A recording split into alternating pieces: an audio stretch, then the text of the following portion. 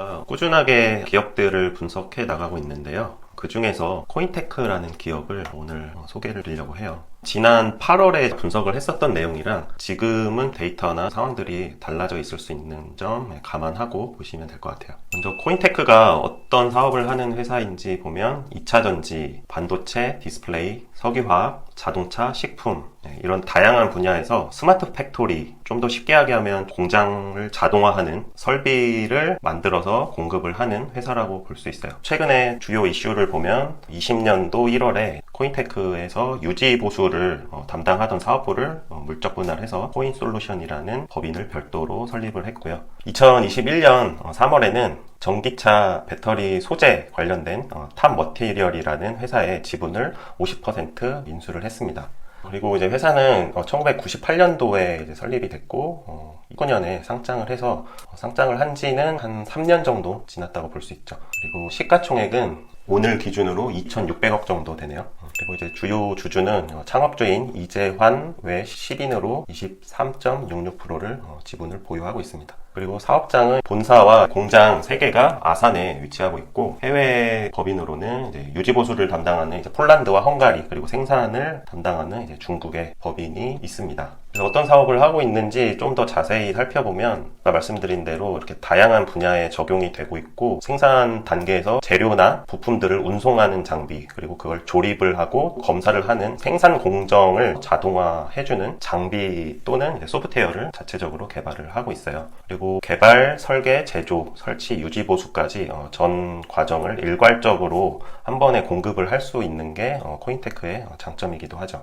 사진들을 이제 보시면 이런 자동 물류 창고라든지 택배 이런 컨베이어 벨트 그리고 사람 없이도 자동으로 운송 또는 반송해 줄 수 있는 장비 그리고 특정 공정을 위해서 특화된 조립을 할 수 있는 자동화 설비 이런 장비들을 만들고 납품하는 회사라고 생각하시면 좀 이해가 되실 거예요. 사업 분야를 크게 3가지로 나눠서 살펴보면 최근에 전기차 시장이 성장해 가면서 2차전지 배터리 분야에 많이 납품을 하고 있는데 우리나라의 대표적인 배터리 회사들인 LG 에너지 솔루션, 삼성 SDI에 납품이 되고 있고요. 그 외에도 SK온 그리고 일본의 무라타 다양한 글로벌 회사들에 납품을 하고 있습니다. 그리고 반도체나 디스플레이 분야에서도 삼성전자, 삼성전기, LG전자, BOE, SK 계열사들의 납품을 하고 있고요. 석유화학 외에 여러 분야에도 납품을 하고 있는데 LG화학, 현대모비스, 도레이 첨단소재, 그리고 식품 회사인 풀무원, 그리고 삼립 기술 분야 외에도 그런 다양한 분야에도 적용이 되고 있습니다.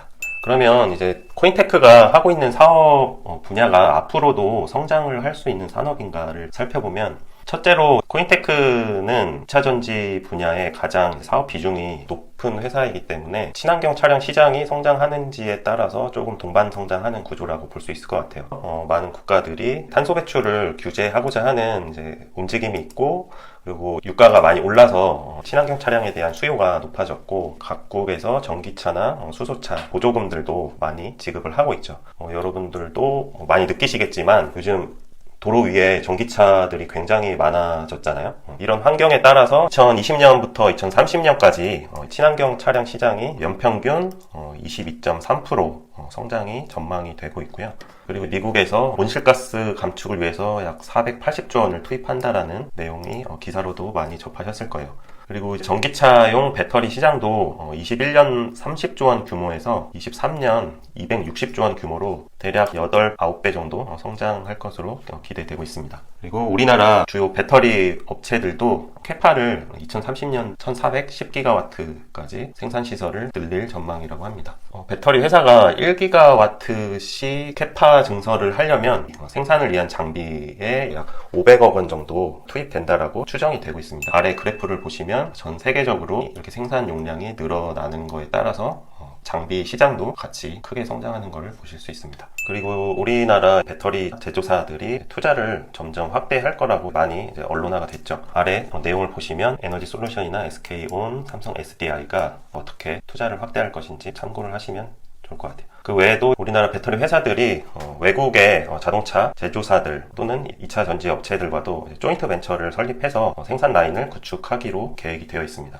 그리고 스마트 팩토리 시장 자체도 성장을 할 것으로 기대가 되는데요. 특히 저희 나라 같은 경우는 이제 저출산의 고령화 문제로 인해서 2021년도부터 인구가 감소하기 시작했는데 시간이 흐를수록 생산 가능 인구가 줄어들게 되죠. 그래서 삼성전자가 2030년도에 반도체 생산 공정을 100% 무인화한다라고 발표를 했었고요. 스마트 팩토리 시장 규모는 아래 내용을 참고를 하시면 될 것 같아요. 코인테크의 경쟁력은 2차전지 분야에 특화되어 있는데 그 중에서도 전공정과 후공정을 한 번에 턴키로 납품을 할 수 있다는 게 하나의 큰 장점이기도 해요. 배터리 제조 회사들이 발주를 낼 때 전공정과 후공정을 한 번에 납품을 해줄 수 있는 회사를 선호하기 때문이죠. 그리고 또 하나로는 탑 머티리얼이라는 2차전지 소재 관련 회사의 지분을 50% 보유하고 있는데 이로 인해서 코인테크가 2차전지 장비뿐만 아니라 더 확대해서 소재 회사로 거듭날 수 있는 발판을 마련했다고 볼 수가 있죠.